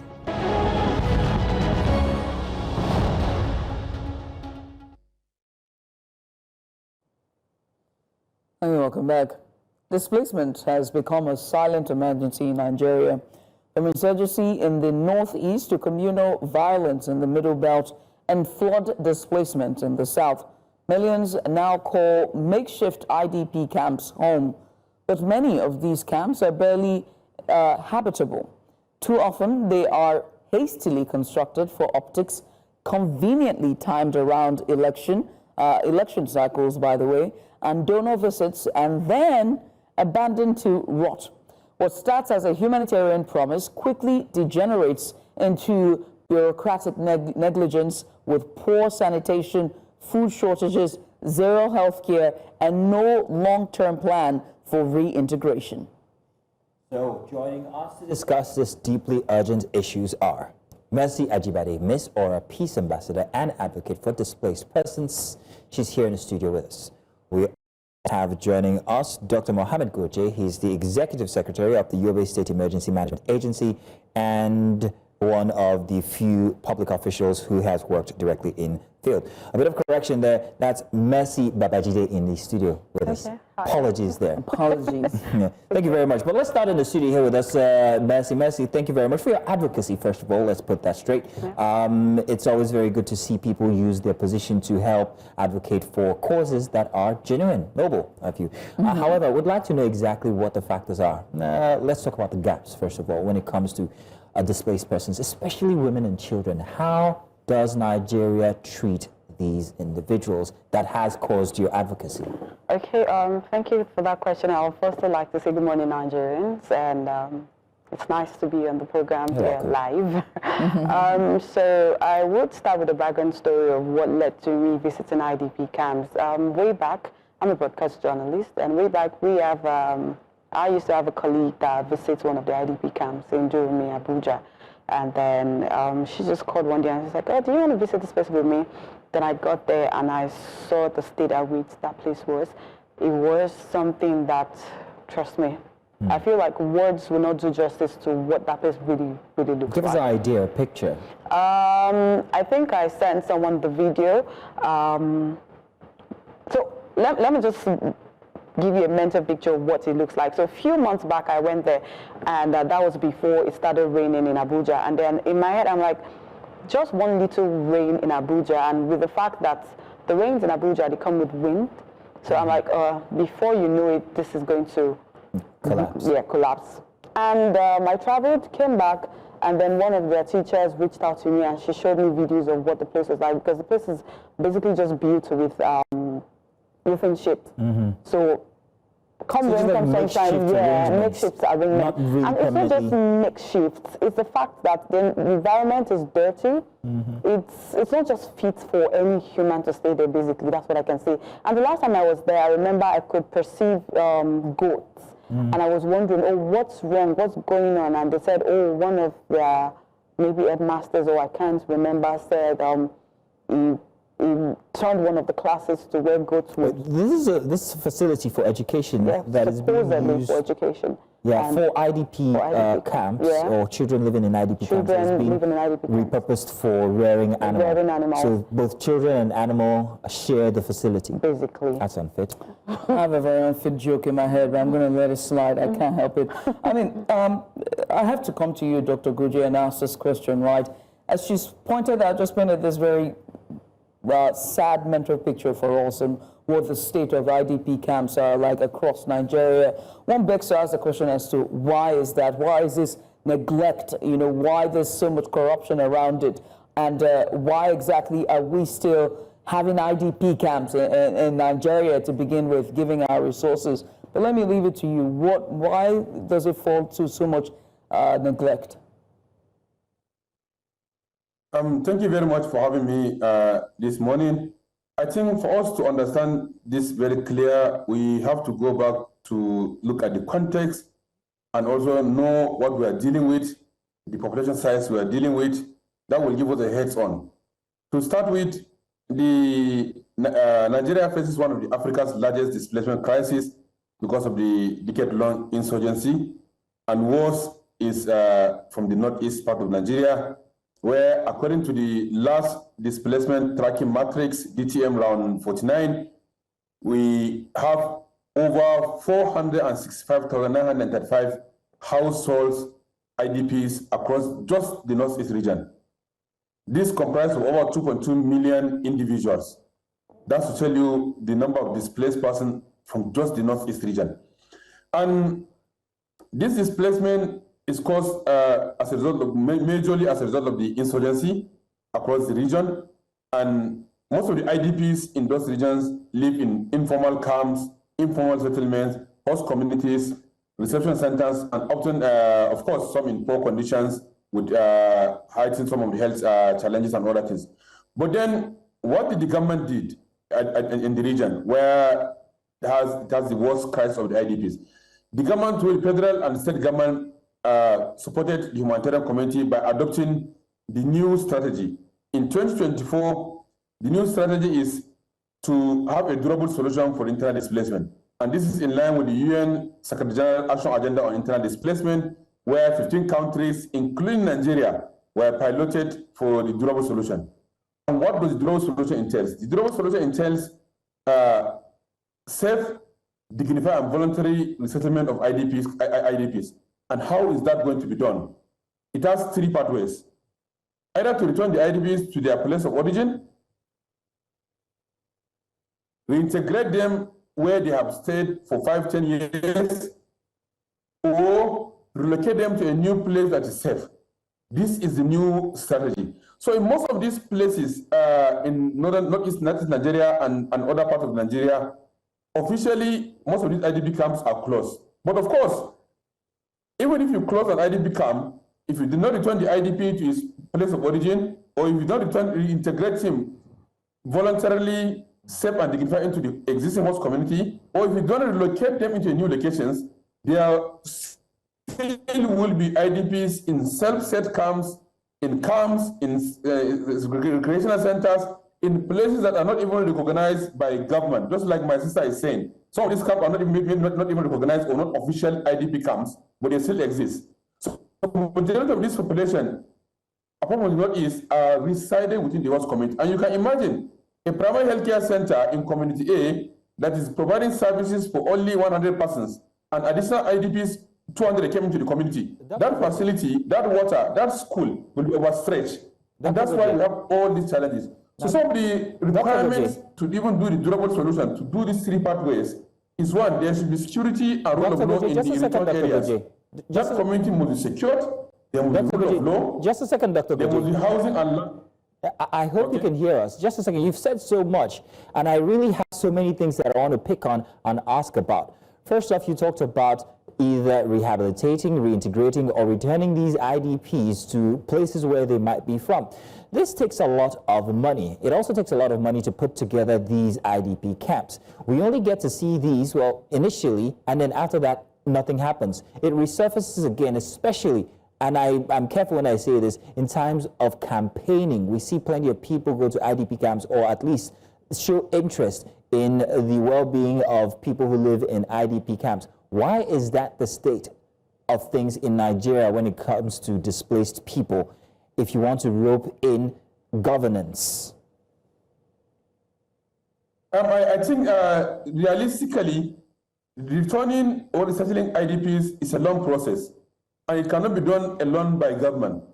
And looking at the global perspective in the humanitarian cycle, there's a lot of donor fatigue, there are conflicts in a lot of places globally, and resources are being channeled to all those areas. But of course, the major responsibility is of government to return them safe and dignified. But whether we return them now, later, during campaign or whatever, the most important thing is the place safe for them to return? Is there voluntary unwillingness for them to return, to relocate or to reintegrate? Has government meet up the requirements? I guess what these are things that takes time. I guess what I'm trying to ask Dr. Goje is, are there interests when it comes to IDP camp creations in Nigeria? That's my main question. I think I should just put it forward. Are there interests? Are people perhaps maybe racketeering or making monies out of this? Because the quality of life in these places obviously does not compare to the amount of money Nigeria spends to try and take care of these people. And no sooner are these IDP camps set up, we don't hear much about them anymore. The next pictures we see are pictures of dilapidated buildings or children living in squalid conditions. Who is making, if there are any, money from these IDP camps? No government is willing deliberately to create an IDP camp. And the new, as I keep saying, the new agenda is to return them, reintegrate them, or resettle them. But of course, there are self-set IDP camps. Those that some are not even recognized by government. And you can't blame the IDPs because some of them, if there is no enabling environment for them to return or to reintegrate, of course, they can settle anywhere they find themselves. But these are processes that even globally takes a long time to do. You can, the recent flooding even in the United States has led to some displacement. Okay. So there are processes to return people, but then no government will deliberately create an IDP camp for whatever it is, because even managing an IDP camp is more expensive. Because changing people, feeding them, giving them stipend, distorting their way of thinking and way of livelihood is more expensive than even returning them to their communities or integrating them in the host community. All right, Dr. Goje. Thanks, Doctor, for that. Let me come into this here and ask you, Mercy. There are two things that I've read that sort of informed what I think IDP camps are. The very first one was an article that I read years ago, and I've been trying to find the title of that article. Big shout out to the guys at FIJ, and it was about a very gory situation happening in one of the IDP camps where their children were getting abducted, and when they find them, they're actually mutilated or dead. It was wild that, they were going around these IDP camps. And then the second was a book by Suleiman Adonia, which is Silence is My Mother's Tongue, which really just captures the chaos that happens in IDP camps. And as we talk about the existence of these IDP camps, I want to put into 4 women and children. Every of this story had to do with the lives of those women and their children and the trauma that they had to face. IDP camps are not supposed to be an entirety of their lives. They're supposed to be a transitionary period where they can stay for 3 or 4 months before they're reintegrated back. But until that happens, I want you to talk about the security and the lives of these women and what they face in those camps, just to bring to the fore how dire it is. Okay, I like that question, but then let's move back to what Mr. Goje said about returning IDP camps, internally displaced persons back to the state of origin. Now, let's take a perfect example of what is going on in Jos. So they moved them out of that place because of insecurity, and then they moved them to someplace better. And then the government comes up maybe a few years later saying, oh, you want to move them back to those states. Does that even make any sense? How do you return people back to where they were traumatized? How does that even work?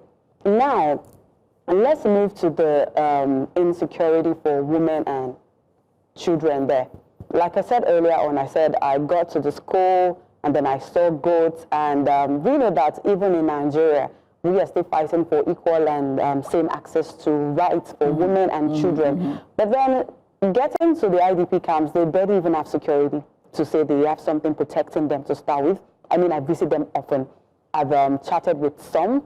So I started my own thingy because I wanted to just say, oh, let education be easy for most of these children. But on getting there, how do you buy books for people that can barely feed themselves? How do you buy books for people that are insecure? There's also period poverty as well. There's period poverty, there's all of that. So I don't know who's watching, but I know that we just keep talking. Do you suspect foul play? Do you suspect that something this foul play this is me inquiring because IDP camps are meant to be facilitated by funding, whether you like it or not. You don't just put people there. Mr. Vijay said something about some IDP camps not known by the government, but then it beats my imagination that there will be internet displaced persons in a particular place, and the government is now aware about that. It speaks incompetence, if you ask me. You mean people moved out from Jos, they moved out from Borno down to Abuja, they fenced an entire place, and the government is not aware that those persons are there. It reeks of incompetence, negligence, and I don't just want to go on and on. I think what Mazino is trying to say that in our society and maybe in our culture, and I hate to add religion as well, there's a part of alms giving, you know, there's a part of, you know, alms giving as a main tenet of whether our religion or our culture. And so those IDP camps have to stay for optics and for the sake of fulfilling those. Do you know what I mean? I guess that's what Mazino is trying to say, right? So when you look at politicians as well during the election period, they got to do those photo optics. When you think about whether Christianity or otherwise, they have to do those optics. So they have to go there. So do they exist to fulfill those parts of it? I wouldn't say they exist because of that, because I started off mine because, as funny as it sounds, I had 16,000 naira left in my account, and then I was praying from the religious part, and I was praying, and I got led to say, oh, go to social place and do social stuff. And then in getting there, I realized that this is not something I can do all by myself. It's way bigger. And subsequently, it became something I do often. But then talking about optics, I wouldn't say it's optics, because when I started off, I ensured that there was no picture, even if there are pictures taken, because you find out that most of the teachers want you to take pictures and say, don't you need pictures? No, I don't. Yeah, because there's something I want to do. It's just something I want to do out of the goodness of my heart. Oh, why are you not posting our pictures? I don't want it out there. It's just something I want to do because I want to really and deeply help these children. But then I'm still a firm believer about what your right hand does, your left hand shouldn't know about it, or what your left hand does, your right hand shouldn't know about it. But we cannot take away the fact that even without IDP camps, our politicians would always visit any school and sit down with students and act like they're feeding themselves. Well, there was one time that a certain governor went to roast corn and barb people's hair and cut people's hair in barbing shops, so there's that. Sorry, APC Joe. Dr. Goje, what must Nigeria do when it comes to taking care of people in these IDP camps, whether it's resettling, reintegrating, or returning them? What's missing in the equation here? Because it's not supposed to be a permanent situation, it's only supposed to be temporary. So who's not doing their jobs, whether these are government IDP camps or whether they're IDP camps that sprung up like you've submitted? What must be done? I think I want to add to what Mercy has said. The other aspect is it's not that every IDP must return to his place of origin. There has to be an intention survey. The IDP must agree whether to return, to relocate, or to reintegrate. But the key challenges are, when you are returning, you have to look at the security concern of that areas, the available infrastructure, the protection concerns, including land disputes, limited livelihood opportunities, GBB, rape issues, and other things, the environmental consideration in camp decommissioning. But then when you ask what is missing or who is responsible, these are processes. And it's not just government alone. It goes through up to where and how partners come in, how they complement the existing government effort, because these are areas that need huge investment. But then, as a policy, there has to be strengthened collaboration between government and humanitarian development actors to ensure smooth transition from the emergency aid to recovery. Then, resources must be prioritized to mobilize for housing, land right, infrastructure, and social services. Then there has to be embedded accountability issues and communities will be engaged in the decision-making process to ensure that voluntary and informed choices are made. So, and all these things centers towards government. And government is not just at state, local government or federal level, but it's just a collaborative effort across all aspects. But most important aspect is, it is a process that takes time to achieve and enough more resources to be imposed. And the key challenges that we're facing now with the withdrawal of the US aid, which has affected a lot of aspects of the IDP response, humanitarian response, especially in Northeast region, the burden has come back more to the government now, closing the existing gaps that the USAID is supporting, and also ensuring that Nigeria's safe, voluntary, and dignified solution to displacement is achieved. Oh. A solid point you make, sir. Solid points. Thank you for that part about the USAID there, because I was wondering exactly how that fits in. But you've made it very clear. It's now more the Nigerian government's responsibility. Dr. Goji, I want to say thank you very much. And Mercy, thank you very much for your advocacy. We do hope that there's result behind it, that you see people either, like we have noted, be returned to their places of origin, or at least their lives made easier. We empathize with everybody who's living in these conditions, because it can't be easy. Thank you once again. You're welcome. So, tell you what, I think we've got the news at the top of the hour and more conversation inside our final hour for Breakfast Extra. Stay tuned.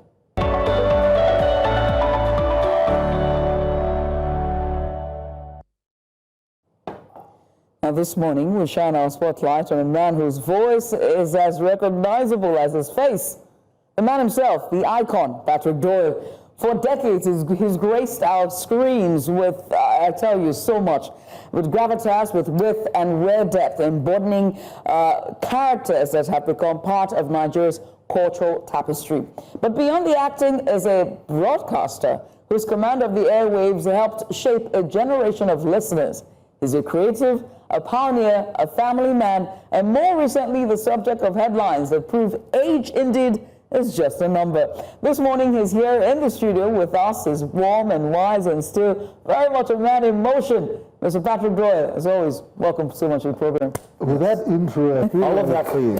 All of that for you. You deserve it.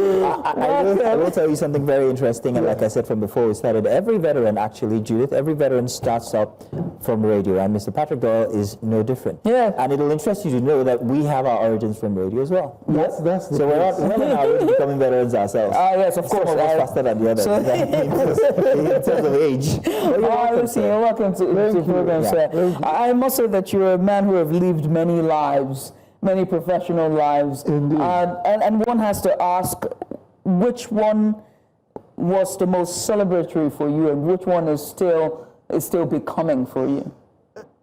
Anytime I'm asked and I have a form and says profession or occupation, I write broadcaster. So that is what I am. That defines me. Right. And what journey are you unbacking on that is becoming for you? Because you're a man of many lives, right? Many emotions, and it never ends. I have tried to push this notion that broadcaster, communication, media is wide, and you can find expression as a techie in that spectrum. You can find expression as an artist, an actor. So I'm just saying, so I actually would like to explore every area of communication, except for with the one area where I am sadly lacking is in the tech side. If I had understood the tech side better, I might have felt more fulfilled. Don't worry. Yeah, so you're born in that era where I find myself lacking now, because I mean these young guys are doing crazy stuff.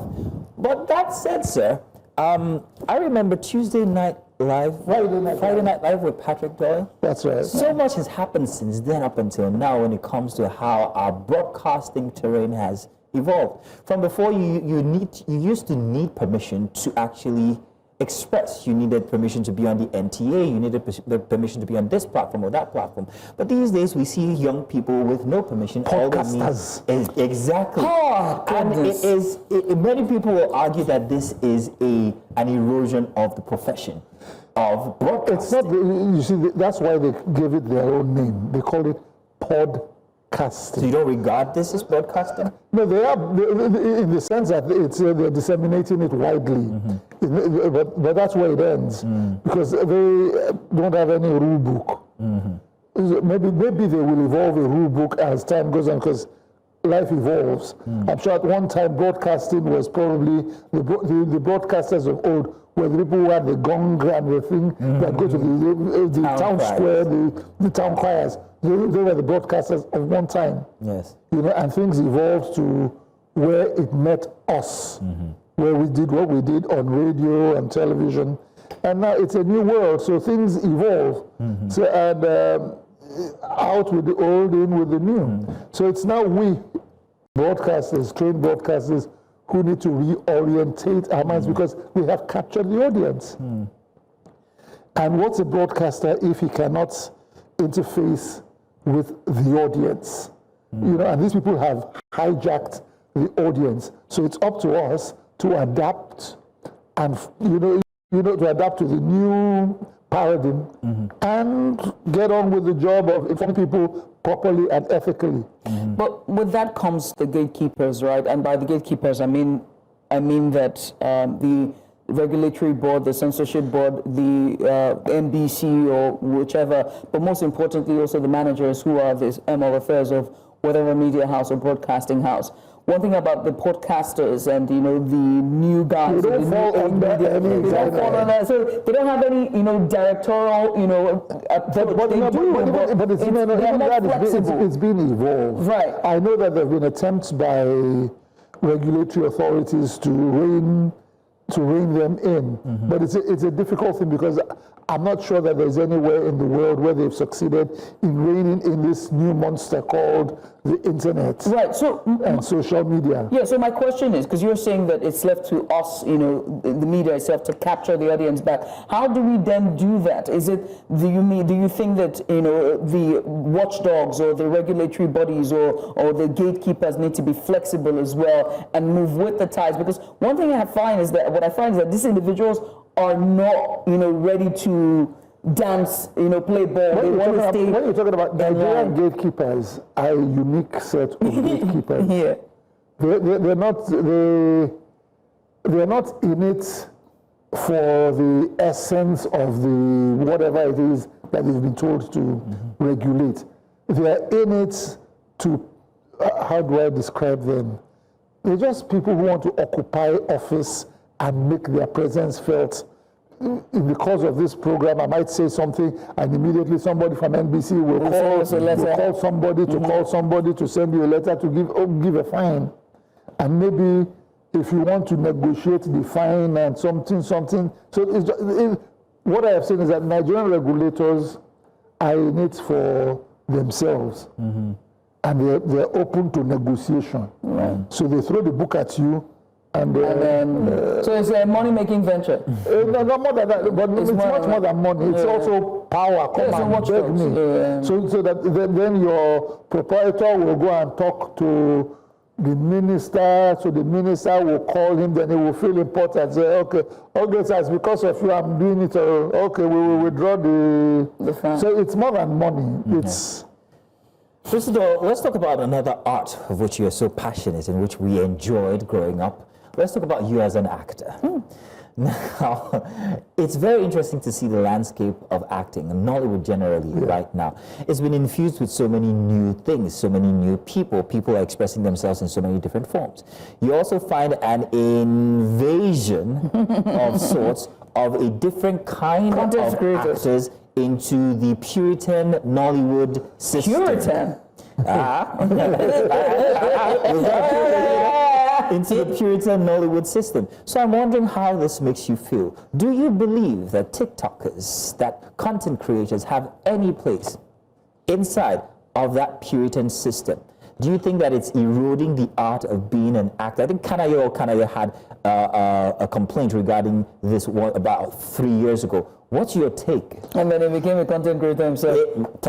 I'm lawyer. I'm lawyer. I welcome them. I welcome them. Do you think there's any difference between their art and the art? There's a difference, but at the end of the day, the audience determines if you. There's nothing you want to do if you don't have an audience. If you're not resonating with the audience, these guys are resonating with an audience. The audience.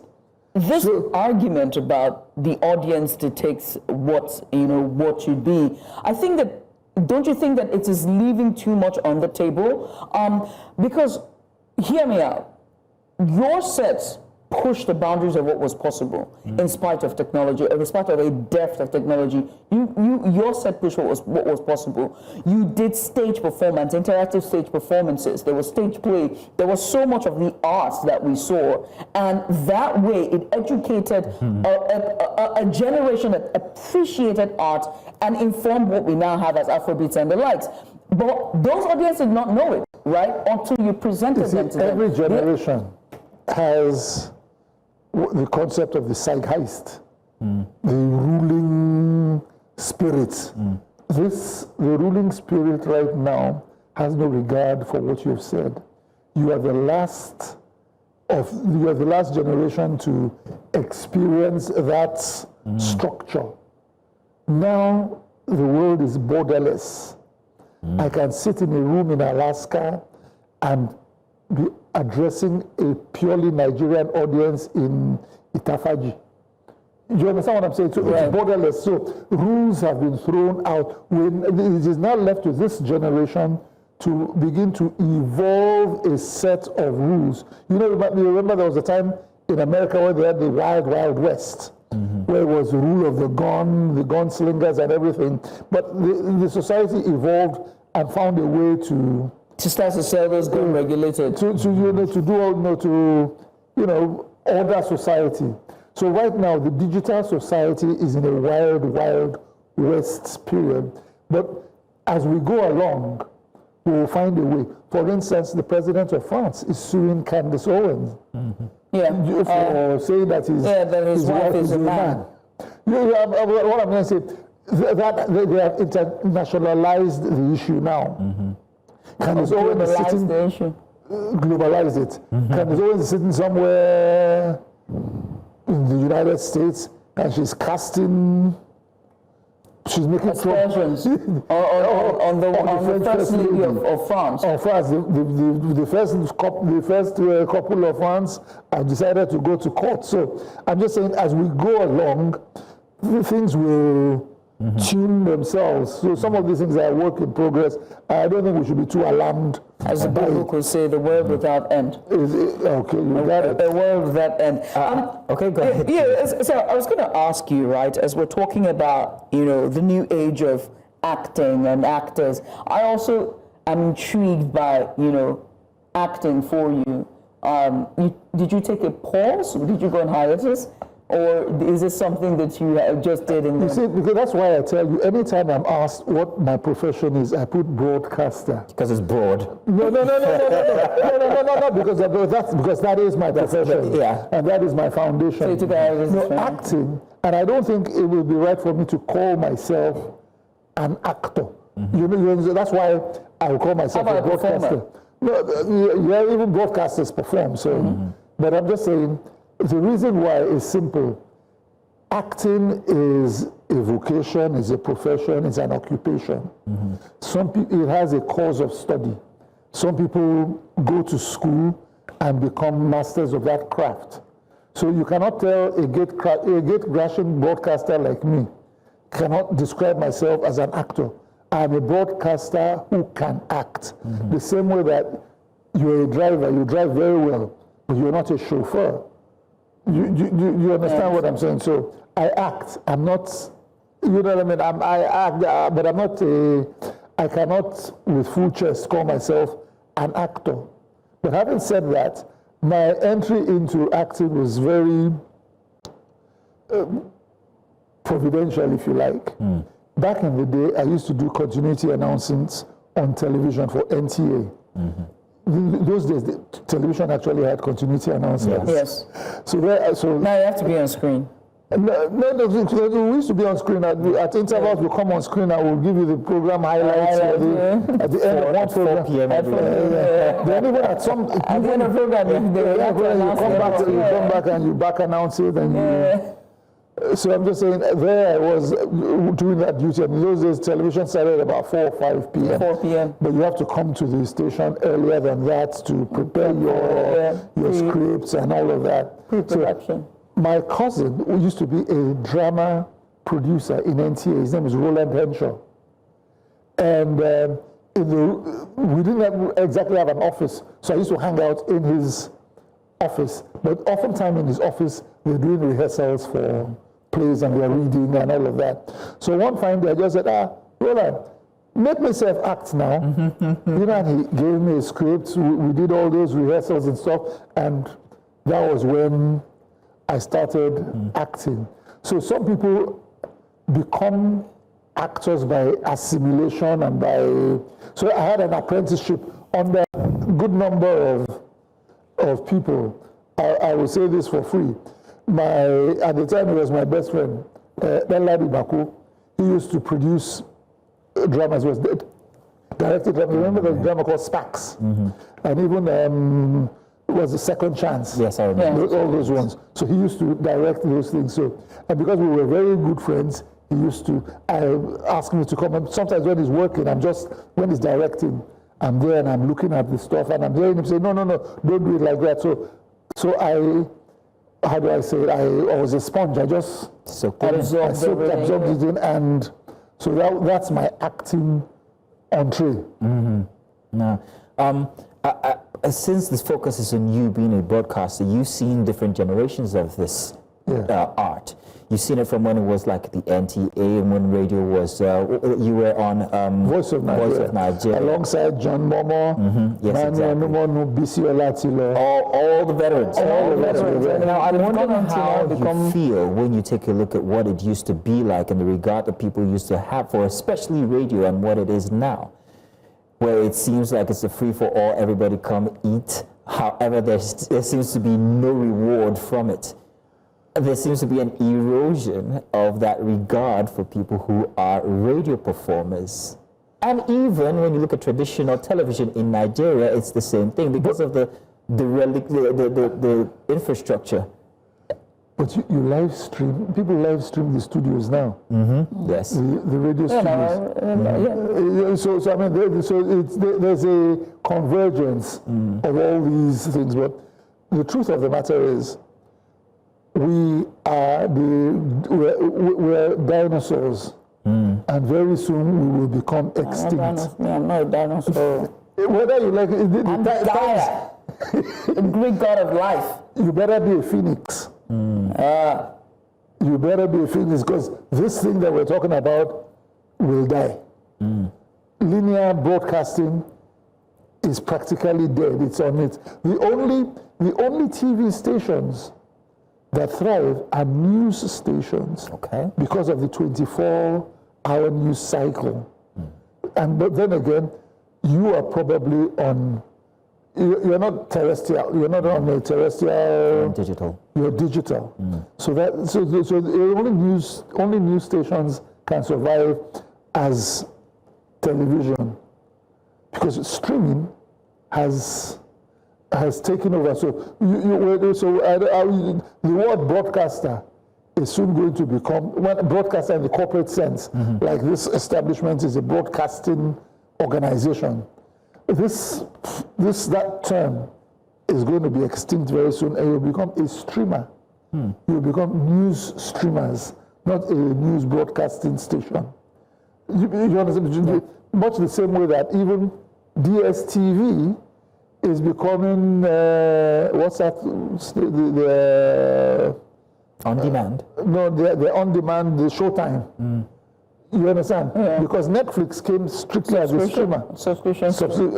Netflix came strictly as a streamer. It didn't morph from being a TV station to, and they have taken the streaming platform. They rule there.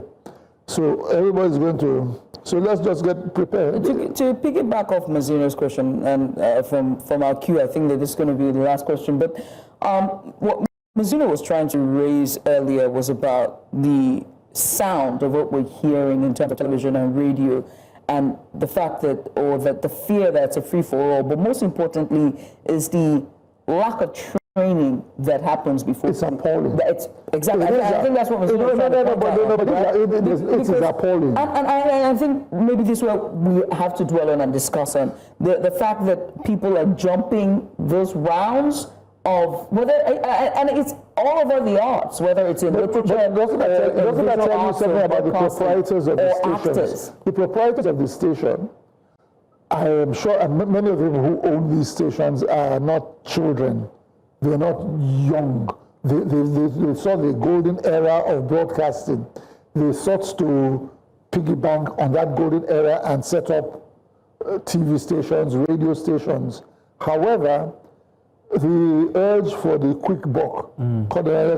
These people talk too much English. Let's get somebody to talk pidgin English. They say when I chocolate the thing, then you get some character pretending to speak English with a fake American accent because it resonates with the people in Mushin who are aspiring to, but isn't that how? No, because capitalism, if you think about it, right? And that's why I said that the audience itself, when we say the audience detecting, we have to have a problem. They detect what should be, because we have to interrogate that. We have to push back against that, because we are the custodians and we know what's, because we educate the nation. If we just give out mediocre, those people are calling mediocre. No, I'm not calling them mediocre. Okay, I can call them mediocre. A good 80% of the people on our electronic media are mediocres. I said it. But those people you're calling mediocre, those people I am calling mediocres, those people are, as far as they are concerned, they are the cat's whisker. They are the cream of the crop. They are disseminating profound truths to their audience. And you cannot convince them otherwise. And that is scary. That is very scary. Look, I think it is scary. That's the only way I can describe it, because when you think about what was going to happen to our younger generation and what they describe and what they see as excellence, but it is concerning. Can I jump in there? And I hope that I have like 30 seconds to say this. But when you look at how broadcasting has evolved to what it is now, a much more honest form of expression when people without permission can tell what's happening in their locality. VDM is an example. The Honest Bunch is one, where you have these truths being told, and I think that... Are they truths or personal opinions? Opinions. These truths. These truths, exactly. When they're told, you find that there is a very big audience. So I do understand when you say the broadcast might be dying and streaming is the next big thing, because there is no barrier anymore when it comes to streamers. All right. Exactly. Well, very quickly, we have to switch gears now and turn our eyes to Morocco, where the excitement is absolutely electrifying. All right, I take that back. I do understand that we have to switch gears to South Africa, as we have Bongani Ziziba on standby, a correspondent in South Africa. She's covering a protest there. Bongani, we seem to have lost her. We will try to bring you the live visuals there from that protest happening in South Africa. Well, it's back here into the studio. Our guest today is the iconic, legendary Patrick Doyle. He has said he's a broadcaster, nothing more. Yeah, a broadcaster too. Well, it's good to have you in here. In any case, now, since we're still on that subject of broadcasting, where does Nigeria need to make its adjustments so that we capture the future? And I mean, like we had the NTA who were custodians of, let's say, custodians of broadcasting.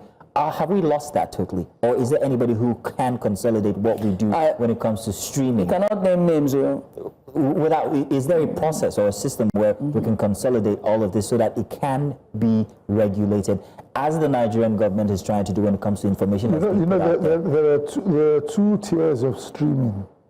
There's the corporate streaming. Yes. Like your big time streamers and all of that, platforms, streaming platforms. Then you have the VDMs of this world who with a smartphone can and that's what I'm asking about, that regulation. It is practically impossible to do that. Practically impossible. So we're just going to have to rely on whatever we can do to educate, to make the audience more discerning. So it's now the Onion's responsibility. The responsibility is for trained broadcasters to sensitize the audience so that the audience do not become do not become consumers of fake news and inciting news. And I fear with the emergence of AI, it can only get worse. Well, our guest is Patrick Doyle, iconic, legendary broadcaster and everything else in between. Let's switch gears now as we head to South Africa. Mungani Ziziba, our correspondent, is on standby. Mungani, what's the latest with you? Mazino, good morning, and also good morning to our viewers. As you can see behind me are the Operation Dudula members, the anti-migrant group in South Africa. We have seen them several weeks. There's a story that we also did when they were going to clinics, hospitals. They don't want foreigners to access healthcare facilities, but today they are here on a different issue. They are saying that there are foreigners who are occupying buildings here in Rosettenville, that is Johannesburg South. But let me bring in one of the members of the Dudula just to tell us why they are here today and what this grouping is all about. Good morning, sir, and thank you for joining us. What are you guys doing today? What is this about today? Thank you very much. Good morning, and good morning to your viewers. Operation Dudula has come to Rosettenville. This is a follow-up program subsequently from the previous two that we have engaged in. The community as Rosettenville has invited Operation Dudula to come and join them in addressing the issues of illegal immigrants, addressing the issues of hijacked buildings, which fundamentally are a source of where we are a source of our problems in this country. Unfortunately, we cannot as a country accommodate the entire continent coming into South Africa. So these buildings that today we are reclaiming are a fundamental source to our problem that we are facing in this country. So yes, today we are continuing with where we left off previously, where we tried to reclaim the buildings, the hijacked building in the area. And unfortunately, we were previously stopped by the police. So we've had a number of engagement with the police. Hopefully today it's going to be a great day and a successful day in terms of our operations. But it's only the police or the city council that has the right to remove people from buildings. Why is Operation Dudula doing that? Well, let me tell you, in terms of the Constitution, we have the obligation as the citizens of this country to assist in combating crime. We've identified these places as the hotspot in perpetuating the criminality that is perpetuated against our people in this country. Rosettenville has been identified as a hotspot. There's a lot of hijackings. There's a lot of house break-ins. There's all societal ills that are happening in this community. So we've been invited. But to answer your question direct, we have a constitutional obligation as a citizen of this country to also assist police, to also assist the municipalities in combating crime in our society. But one would ask, does operation like brothers and sisters from other countries here in South Africa? Because the way it seems is like Operation Dudula is against all foreigners that are in South Africa. Let's just make it very clear. One, Operation Dudula is not against all foreigners. Let's just separate that question. Operation Dudula is against the illegalities. Operation Dudula is against the illegal immigrants coming into our country illegally. That's where it starts. So we're not against, because remember, we've got our brothers and sisters in all these other areas, in all the other African areas. So we are not fighting the immigrants. We are fighting the illegal immigrants. In terms of the Immigration Act, we are not even supposed to have a conversation and a discussions about people that comes into our country illegally. We don't go into all of these other countries illegally. Thank you so much. That is one of the members of the Operation Dudula. They're making it clear that Operation Dudula is not about illegal foreign nationals, but they are against illegal foreign nationals and those that are committing crime in South Africa. Like I said in the beginning, that they say they are here to take over the hijacked buildings, most of them by foreign nationals here in Rosettenville. Back to you in the studio, Masino. Bongani, many thanks. We appreciate you for that. Bongani Ziziba there from the capital, Johannesburg of South Africa, giving us some sights and sounds there as Operation Dudula, the group that, the anti-migration group there who are protesting against illegal migration into the country. Many thanks again, Bongani. You're watching Breakfast Extra here on News Central Television. Let's go on a short break. When we return, there is plenty. We will bring you sports and also Focus Africa. Stay with us.